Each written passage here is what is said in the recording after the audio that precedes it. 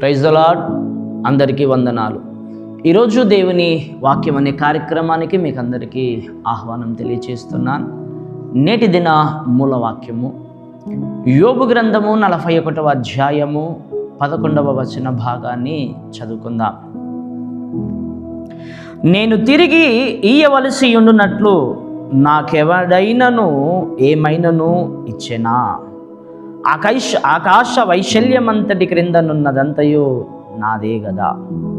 చూడండి ప్రియులారా, చదివినటువంటి లేఖన భాగంలో దేవుని యొక్క వాక్యం ఈ విధంగా మనకు తెలియచేస్తూ ఉన్నది. నేను తిరిగి ఇయ్యవలసి ఉండునట్లు నాకెవడైనను ఏమైనను ఇచ్చెనా? చూడండి ప్రియులారా, ఈరోజు మన జీవితాల్లో మన బ్రతుకులో కోల్పోతున్నటువంటి దైవ ఆశీర్వాదాలు, కోల్పోతున్నటువంటి దైవికమైనటువంటి మేలులు ఎందుకు మనం కోల్పోతున్నామో ఇక్కడ లేఖనాల్లో మనం చూస్తూ ఉన్నాం. చూడండి ప్రియులారా, దేవుని లేఖనం సెలవిస్తుంది, నేను తిరిగి ఇయ్యవలసి ఉండునట్లుగా ఎవడైనను ఏమైనను నాకు ఇచ్చెనా? అను ప్రియులారా, ఈ మాట చాలా ప్రత్యేకమైనటువంటిది, చాలా శ్రేష్టమైనటువంటిది. మన జీవితంలో మన బ్రతుకులో ఉన్నటువంటి ప్రతి దారిద్రమును, శాపమును తొలగించి వేసేదనే విషయాన్ని ఈరోజు నేను మీకు తెలియచేస్తున్నాను. చూడండి ప్రియులారా, దేవుని లేఖనం సెలవిస్తున్నది, ఎవడైనను ఏమైనను నాకు ఇచ్చెనా.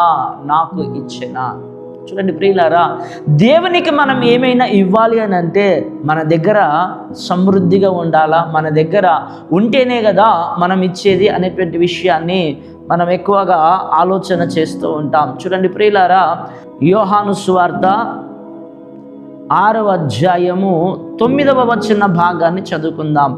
ఇక్కడ ఒక చిన్న వాని యొద్ద 5 యావల రొట్టెలు 2 చిన్న చేపలు ఉన్నవి గాని ఇంతమందికి ఇవి ఏమాత్రమని ఆయనతో అనగా. అవును ప్రియులారా, చూడండి ఇక్కడ లేఖన భాగంలో మనం గమనిస్తే వాక్యం సెలవిస్తుంది, ఇది ఏమాత్రము.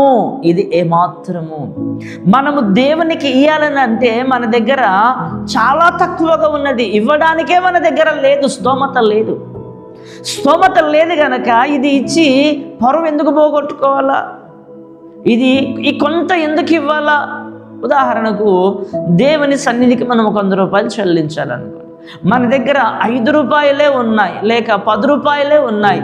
ఈ 10 రూపాయలు 5 రూపాయలే మనము ఇస్తే ఎలా, ఇంత తక్కువగా ఇస్తే ఎలా అనేటువంటి ఆలోచన, ఒక భ్రమ అనేది మనకు కలిగి ఉంటుంది. చూడండి ప్రియులారా, దేవునికి మనము ఎంత ఇస్తున్నామన్నది ప్రాముఖ్యం కాదు, మనము ఏ స్థితిలో ఉండి దేవునికి ఉన్న దాంట్లో ఇస్తున్నామన్నది చాలా ప్రాముఖ్యమైనటువంటి విషయమని దేవుని లేఖనాలు ఇక్కడ సెలవిస్తున్నాయి. చూడండి ప్రియులారా, అక్కడ ఉన్నటువంటి జనాంగము విస్తారమైన జనాంగం ఉంది. ఆ విస్తారమైనటువంటి జనాంగములో ఇవ్వడానికి వారికి సరిపడ్డ ఏది కూడా లేదు. నువ్వు దైవికంగా దేవునికి ఇవ్వడానికి సరిపోయేంత ఇవ్వడానికి నీ దగ్గర ఏమి కూడా లేదు. కానీ లేఖనం సెలవిస్తుంది, నీకున్న దాంట్లోనే నువ్వు ఖచ్చితంగా ఇవ్వాలట. నేను తిరిగి ఎవరికైనా ఏమైనా ఇయ్యనట్లుగా నాకు ఎవడైనా ఏమైనా ఇచ్చాడా అనే విషయాన్ని మనం గమనిస్తే లేఖనం సెలవిస్తూ ఉన్నది. చూడండి ప్రియులారా, వాడిచ్చింది అనగా చిన్నవాడిచ్చింది ఎంత? 5 రొట్టెలు 2 చేపలు. కానీ తిరిగి పొందుకున్నది ఎంత అనేది మనం ఆలోచన చేయాలి. దేవునికి ఇచ్చినప్పుడు అవి ఎంత ఉన్నాయి, తిరిగి పొందుకున్నప్పుడు ఎంత ఉన్నాయి అనే విషయాన్ని మనం గమనించాలి. దేవునికి స్తోత్రం కలుగునుగాక. హల్లెలూయా.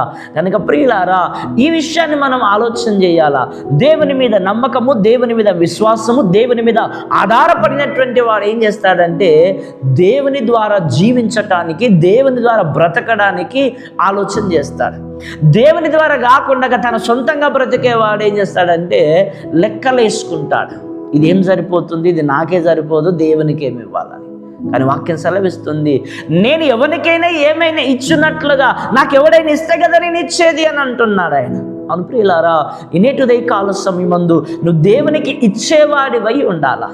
నువ్వు తిరిగి పొందుకోవాలంటే దేవుని దగ్గర ప్రార్థన చేస్తే కాదు, ఉపవాసాలు ఉంటే సరిపోదు. నువ్వు ప్రార్థన చేయడం ఎంత ప్రాముఖ్యమో, ఉపవాసం ఉండడం ఎంత ప్రాముఖ్యమో, ఇచ్చేది కూడా అంతే ప్రాముఖ్యమనే విషయాన్ని దేవుని యొక్క లేఖనాలు ఇక్కడ మనం చాలా స్పష్టంగా చూడగలుగుతున్నాం. చూడండి ప్రియులారా, ఎంత చక్కగా లేఖనం సెలవిస్తుంది 11వ వచనంలో, ఆకాశ వైశాల్యమంతటి కిందనున్నదంతయు నాదే కదా, నాదే కదా. భూమి మీద ఉన్నదంతా కూడా ఆయనదే. భూమి మీద ఉన్నది ఆయనదే, భూమి పైన ఉన్నది ఆయనే, భూమి కింద ఉన్నది కూడా ఆయనదే. ఆయనది కాదంటూ ఏదీ లేదు. కానీ దాంట్లో నీకు కలిగిన దాంట్లో నుంచి ఆయన కోరుకుంటున్నాడనే విషయాన్ని ఇక్కడ దేవుని యొక్క లేఖనాలు మనం చూస్తున్నాం. చూడండి ప్రియులారా, సారెపాతు విధవరాలు ఉన్నది. ఆ సారెపాతు విధవరాలు దైవజనునికి ఇవ్వడం వలన ఆమె పోషించబడుతున్నది. ఆమె ఇచ్చింది ఎంత, పోషించబడే దినములు ఎంత ఒకసారి జ్ఞాపకం చేసుకోరండి.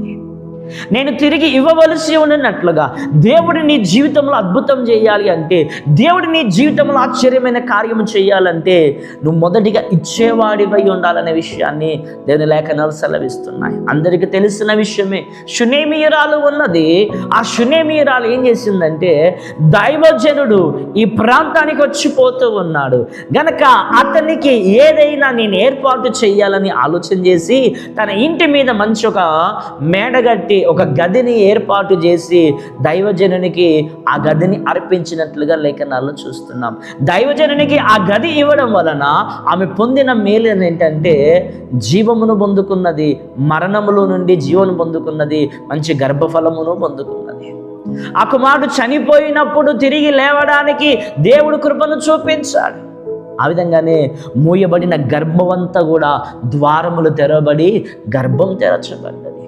ఆ కార్యం ఎలా జరిగింది? ఆ కార్యం ఎలా జరిగిందంటే, తనకు కలిగిన స్తోమతను బట్టి ఆమె ఒక గది ఇచ్చింది. విధవరాలు తనకు కలిగిన స్తోమతను బట్టి ఒక రొట్టె ముక్క ఇచ్చింది.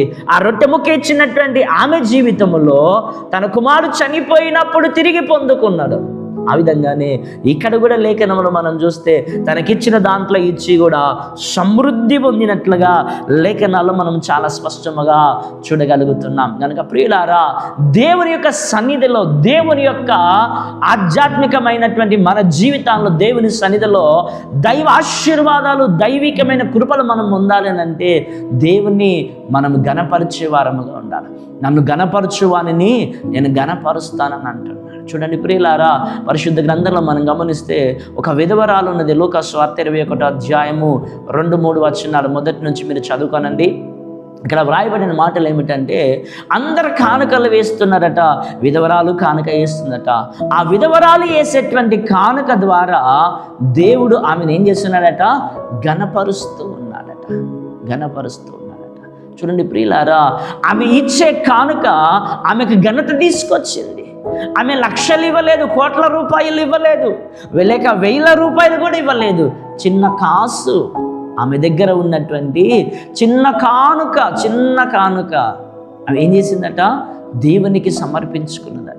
కనుక ప్రియులారా, ఎవడైనాను ఏమైనానో నాకు ఇస్తే కదా నేను తిరిగి ఇచ్చేది అని లేఖనాలు మనకు సెలవిస్తున్నాయి. అందరికీ తెలిసిన విషయమే.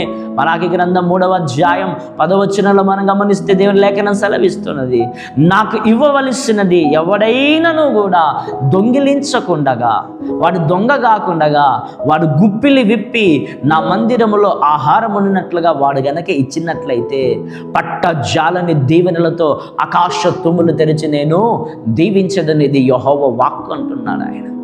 మన ప్రియులారా, నీకు కలిగిన దాంట్లో, నీకున్న దాంట్లో, నీ లేమిలో, నీ అనారోగ్యములో, నీ ఆర్థిక పరిస్థితుల్లో, నీకున్నటువంటి ఆ కొంచెమైనటువంటి ఆస్థితిలోనే నువ్వు కలిగినది దేవునికి ఇచ్చేటువంటి మనస్సు ఆ కలిగి ఉన్నట్లయితే నీ జీవితంలో, నీ బ్రతుకులో పట్టజలని ఆశీర్వాదాలను పొందుకుంటావు.